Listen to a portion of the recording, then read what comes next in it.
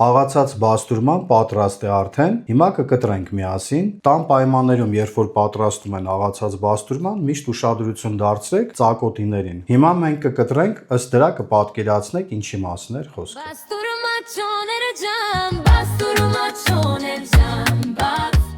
Ահա, ծակոտիներ կա, բայց ինքը շատ լավն է։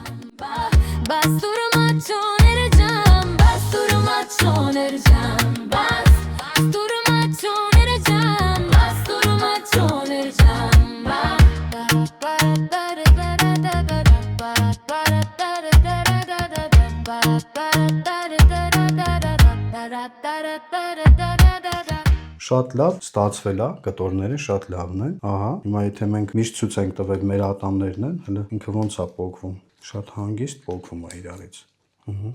Կտորը հաստ է, հələ հաստ կողմը, բայց էլի պոկելուց էլ ցա պոկվում։